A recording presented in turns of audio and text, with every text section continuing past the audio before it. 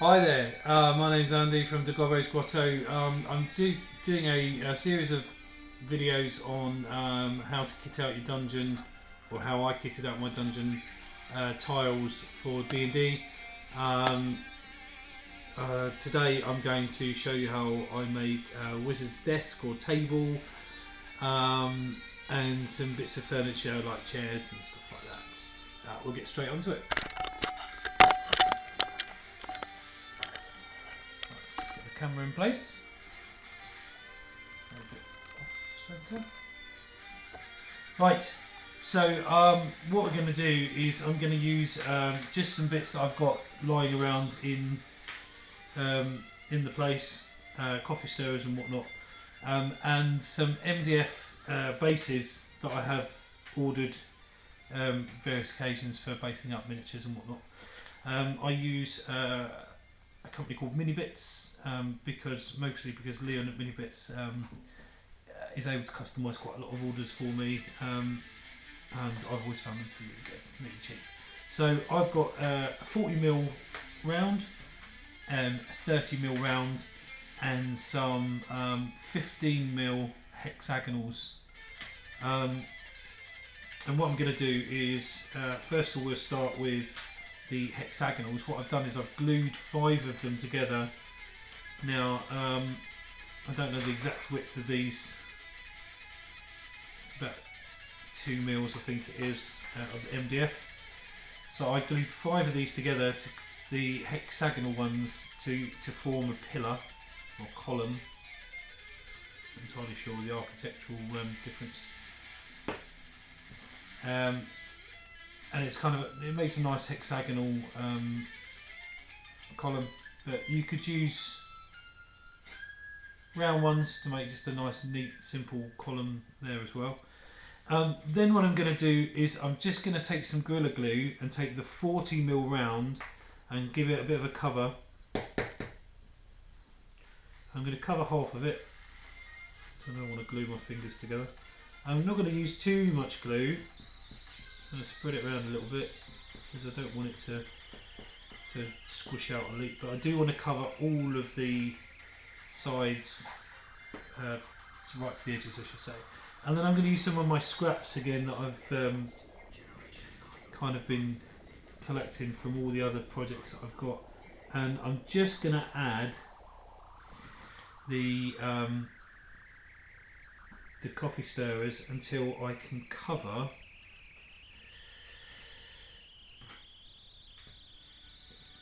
the whole tabletop. This is going to be the tabletop, I should say. Not too neat and tidy, but obviously working quickly because of the glue.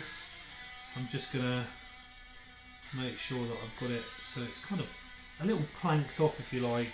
It's technically used for planking when I do bases, for sort of town hall stuff, really. As I say, I'm not going to be too neat, and I'm not going to worry about the edges too much, because we're going to snip all of that clear. The reason using Gorilla Glue rather than PVA is speed. You can use PVA, which is just as good, probably, but obviously it's a bit cheaper. What you have to do is do this and then cover it with a heavy weight for 24 hours while the PVA dries.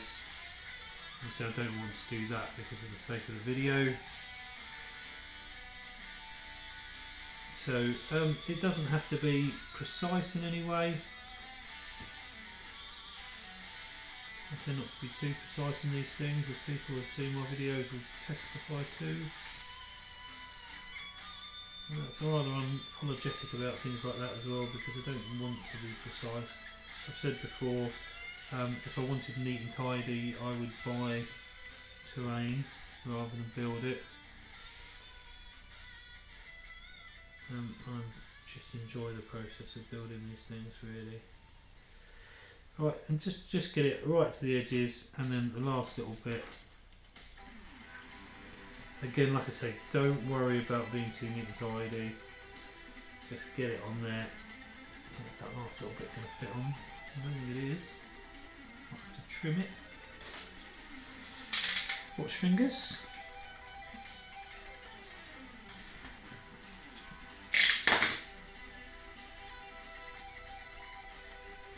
There we go. We'll give it a few minutes to dry. We'll pop that to one side, and then while it's drying, I'm just going to add the hexagonal column to our base, which is the 30mm round. You could crank up the base as well. I'm not going to bother. It is just a base, so just somewhere in the middle is where we want that to be. So doesn't look too off centre, and we'll put that to dry as well. I did one earlier out of a squared base that I've got as well, and that's what it kind of looks like. I'll carry on working on the one that's the circular, but we'll come back to that in a sec. So with the round one dry, we'll just snip away. This might take a couple of little goes. I generally have to evacuate the room while I'm doing this one, because the bits fly off like little missiles, so I generally have to have no animals in here or children, otherwise they're going to take an eyes out. You can see they fly off like Exocet missiles.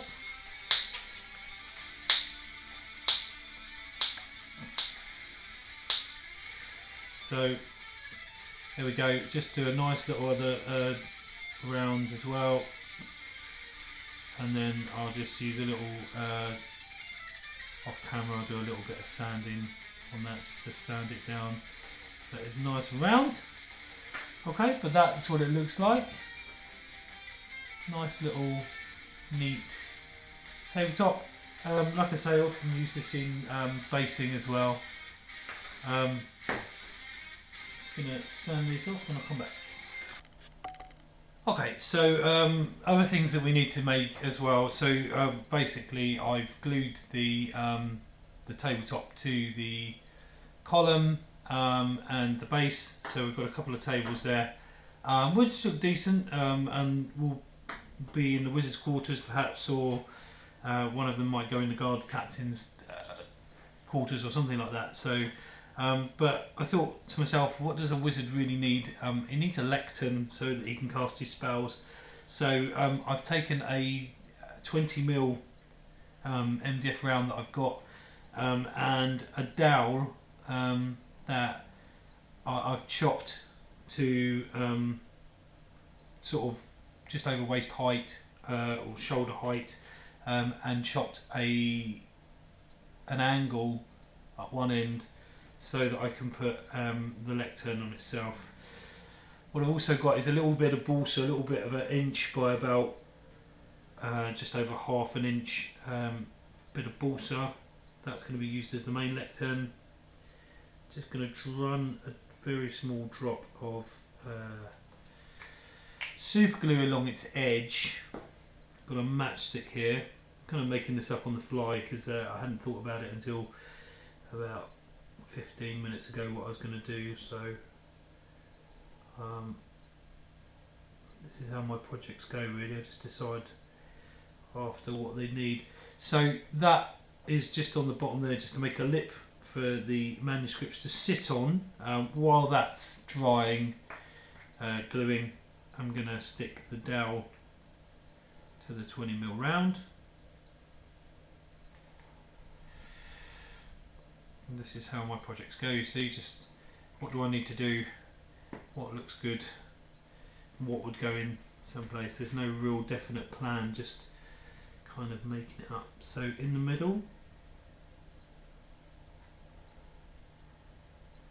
just glue that piece on. Hopefully that's in the middle-ish.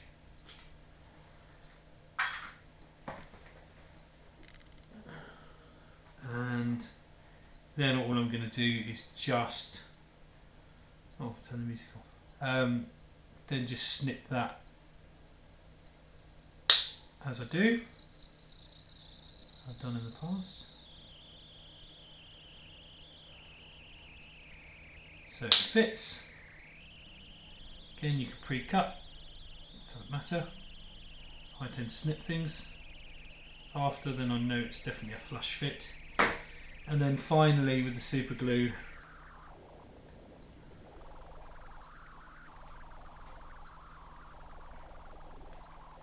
just glue the lectern together.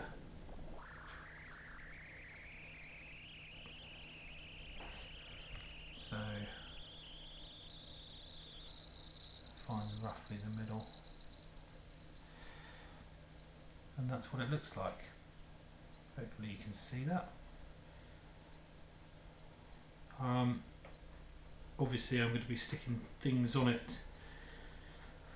and when we do the final paint and paint up all this sort of furniture.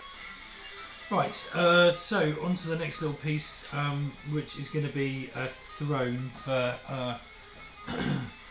our wizard lord or whatever. All good evil bosses need a throne.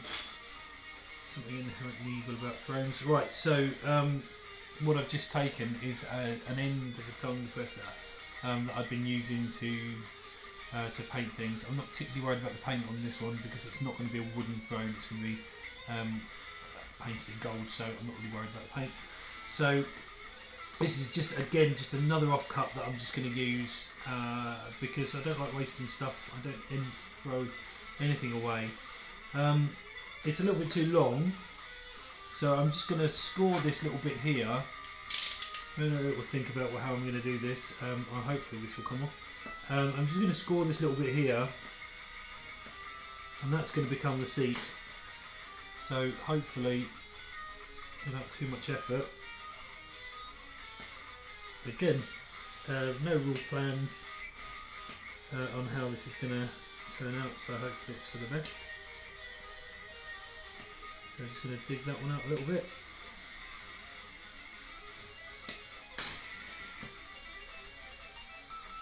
Just bend it. Already started to look a little throne-like. It's a little large compared to the other furniture, but that's quite deliberate because I have got smaller things like chip forks which have still got the same basic shape but are smaller. The reason I've gone for the larger look is because it's a throne, so it's got to be that imposing, grandiose type thing. I'm going to use matchsticks as the legs, but for the throne particularly I want some nice side pieces too, so I'm going to just glue these to the sides. I need to do it properly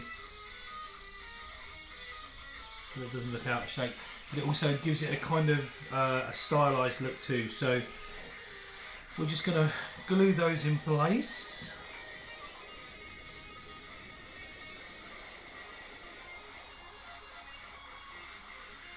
Once the glue starts to flow, it's a little bit too much, so I'll use that on the other side as well. So I put a little bit too much on there, so I'm just going to take some off. It's all a bit fiddly. This is where I glue my fingers together generally. I'm going to use that glue to go on that side. Now this is always the tricky bit, is to make sure that the legs are the same length so that we don't have a lopsided chair. So I'm just going to use my cutting pad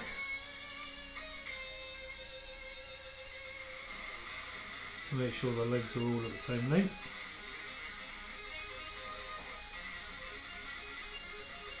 And what I don't want to do is glue my chair to the cutting pad, so I just need to move it now and again to make sure. So that's about right. I'm just going to let that dry off for a minute, and then I'll show you to the camera what it looks like. Oops. I say I'm going to not touch it. and then we'll start on the nest. Right, so all I'm going to do now is I'm going to just take some like 1.5 cm bits of matchstick and make the rest of the legs and some armrests as well. So what we need to do is once again kind of use a little bit of makey-uppery, which isn't really a word, but I'll take it anyway. So I'm just going to put a little drop of glue, super glue on the edge of the seat.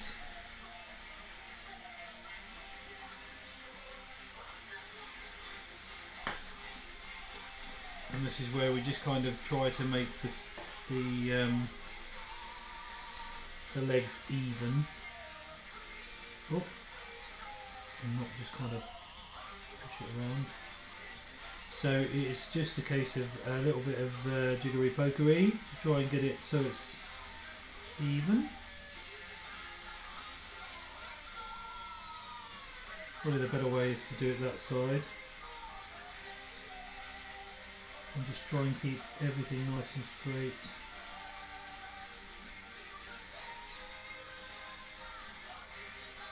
So that's nice and straight. I'm just going to leave that to dry for a second.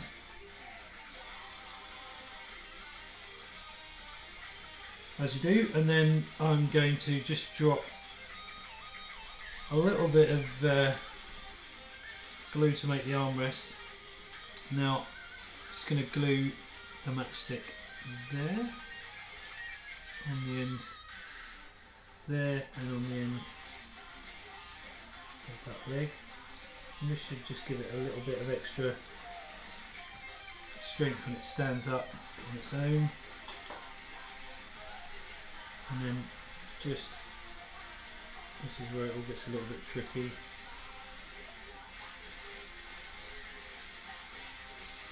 The idea is to try and get it as square as possible, so it looks halfway decent, doesn't look like a naked old throne. And it's started to stand up. I'll finish that off and then show you the end result. So that's the throne finished. I've actually sort of thought about it, and I'm not going to make this the throne. I'm just going to make it a kind of wizard's chair, as it were, so kind of grand chair. Because of wizards tend to be a bit more elderly, I've made a nice little cushion out of blue foam for the base of it. I will make a throne room, but I'm going to make it a bit more grandiose than this, so I'm going to have to do a little bit of planning, which is most unlikely. So that's the chair. The last little part of this video will just be showing all of the bits that I've put together today. So there we have it. We've got the finished pieces on the board. I gave them a quick covering, mostly in gold for the wizard's chair, the lectern, and the lantern. The lantern you won't have seen me build. Pretty much the same way I did the lectern, with a 20mm round MDF base,